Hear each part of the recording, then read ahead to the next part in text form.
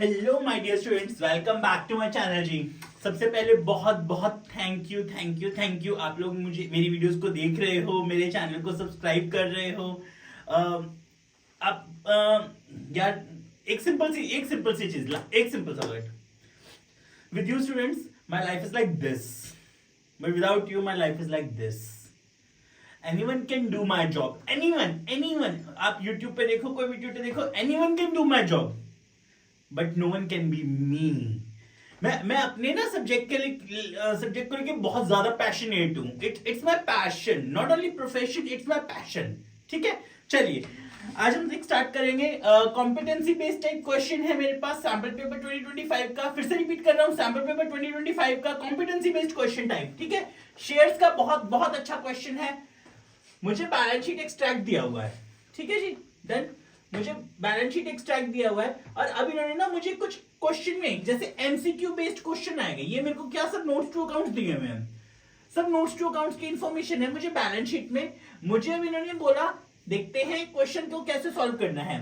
इसमें ये CBSE sample paper 2025 का क्वेश्चन नंबर 26 है। फिर से बोल रहा हूं, सीबीएसई सैंपल पेपर 2025 का क्वेश्चन नंबर 26 है। इसको सॉल्व करना देखते हैं। कॉम्पिटेंसी बेस्ड क्वेश्चन है, बहुत बहुत ट्रिकी क्वेश्चन है। मैं कहूंगा it's a competency focused question, tricky question. ठीक है, कैसे सॉल्व करेंगे। सबसे पहले इन्होंने मुझे बोला व्हाट इज द, आप लोगों को मैं एक चीज बताता हूं, कोई भी एमसीक्यू बेस्ड क्वेश्चन होगा ना, पूरा का पूरा एमसीक्यू बेस्ड पैसे जैसे नोट्स टू अकाउंट्स, पूरे नोट्स टू अकाउंट्स को मत पढ़ना, कंफ्यूजन मत होना। पूरा नोट्स टू अकाउंट्स आप लोग पढ़ रहे हो, कंफ्यूज हो रहे हो, वो मत करना। ठीक है, आप लोग क्या करना, क्वेश्चन को पढ़ना फिर उसका आंसर ढूंढना। फिर से एमसीक्यू बेस्ड क्वेश्चन है, क्वेश्चन को पढ़ना फिर उसका आंसर ढूंढना। What is the total face value of the shares issued by the company during the year 23-24। ठीक है, हमें इन्होंने बोला total face value of the shares issued by the company during the year 23-24 में कितनी थी। ठीक है, देखो अब हमें 2 सालों के नोट्स टू अकाउंट्स दिए हुए हैं, हमें 2 सालों के नोट्स टू अकाउंट्स दिए हुए हैं। अब हम इसको कैसे सॉल्व करेंगे ये देखते हैं। 31 मार्च 2023 को हमारे थे 4,50,000 इक्विटी शेयर्स ऑफ ₹10 ईच, मतलब हमारी इशूड कैपिटल थी 45 लाख की। 23 में हमारी जो कैपिटल थी, इशूड कैपिटल थी 45 लाख की। 24 आने पे हमारी कितने की हो गई है, हमारी हो गई है 55 लाख की। फिर से देखते हैं, देखो सबसे पहला क्वेश्चन नंबर 1। ठीक है, 1 पार्ट है इसका। इशूड कैपिटल थी हमारी 23 में 45 लाख की। ठीक है, और वो हो गई 24 में 55 लाख की। ठीक है, notes to account, share capital balance sheet वाला नोट्स टू अकाउंट कैसे बनता है, authorised capital, issued capital, subscribed capital, subscribed and fully paid up, subscribed but not fully paid up. फिर से authorised capital, issued capital, subscribed capital, subscribed and fully paid up, subscribed but not fully paid up, उसमें add करते हैं share for future account total. ठीक है, ऐसे बनता है हमारा फॉर्मेट, परफेक्ट।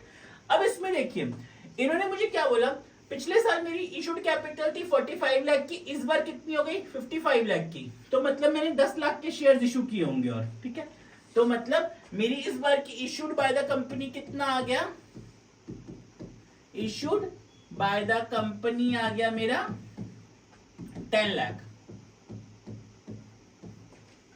ठीक है जी, परफेक्ट, गॉट इट। अगला क्वेश्चन नंबर 2। ठीक है, मेरे पास पिछले साल इशूड शेयर्स थे, पिछले साल इशूड शेयर्स थे मेरे 4,50,000 के। इस बार इशूड शेयर्स हैं मेरे 5,50,000 के। मतलब 2023 में मैंने जो शेयर कैपिटल इशू की हुई थी वो थी 4,50,000 की, और 2024 में इशू की हुई थी 5,50,000 की। मतलब इस साल मैंने 1 लाख के शेयर्स इशू किए होंगे, इस साल मैंने 1 लाख के शेयर्स इशू किए, यानी कंपनी ने 1 लाख के शेयर्स इशू किए। ठीक है, अब इसमें देखते हैं। इन्होंने ना हमें एक बात बोली, ध्यान से देखना। हमें इन्होंने बोला, यहां से देखते हैं हम अपने इस पॉइंट को। इन्होंने जिसमें से 40,000 रुपए की, सॉरी 40,000 के जो शेयर्स थे, नंबर ऑफ शेयर्स 40,000, वो वेंडर्स को इशू किए हैं। 1 लाख शेयर्स में से हमने 40,000 शेयर्स वेंडर को इशू किए, ठीक है। तो बचे हुए 60,000 शेयर्स हमने कैश में पब्लिक को इशू किए, ठीक है।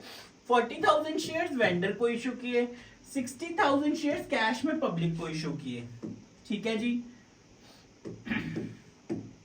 अब अगला क्वेश्चन ये हमसे क्या पूछ रहे हैं कि हमने share issued for cash during the year issued at कितने रुपए पे इशू किया। अच्छा ठीक है, हमने इशू किए हैं 60,000 शेयर्स, ये तो मुझे पता चल गया, और एक शेयर की फेस वैल्यू है 10 रुपीज की, तो 60,000 इंटू 10 यानी कि 6 लाख, ये तो हुआ ही होगा, यहां तक तो हुआ ही होगा। 60,000 शेयर ₹10, क्योंकि शेयर की फेस वैल्यू 10 रुपीज है। पर यहाँ पे एक पॉइंट देखते हैं, मेरे पास पिछले साल शुरू होने पे सिक्योरिटीज प्रीमियम में थे 2 लाख, और साल खत्म होने पे सिक्योरिटीज प्रीमियम में है 3,20,000, मतलब 1,20,000 प्रीमियम में भी आ गए, यानी कि 7,20,000 हो गए ना मेरे।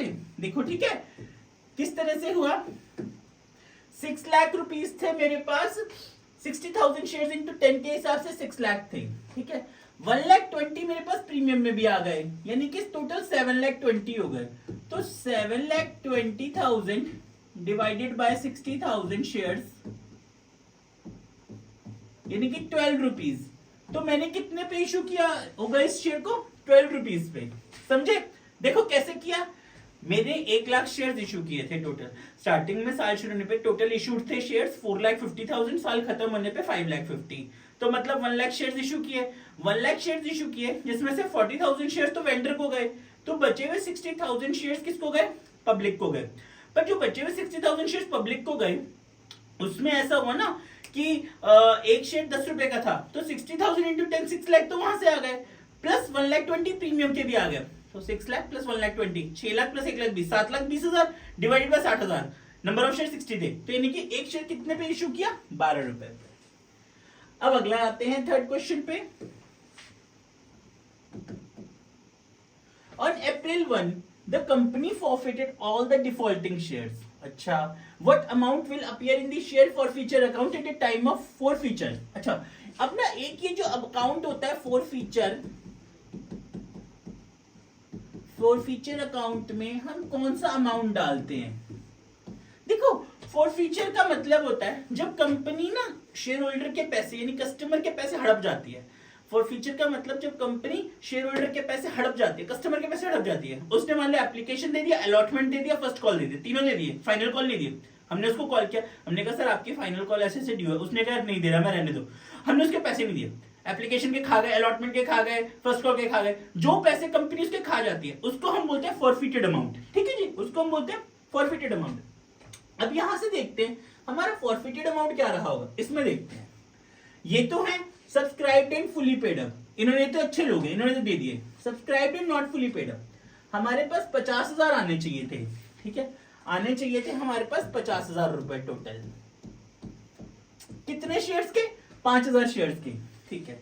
5,000 शेयर्स से मेरे पास 50,000 रुपए आने चाहिए थे, 50,000 शेयर्स से 50,000 रुपए मेरे पास आने चाहिए थे, ठीक है।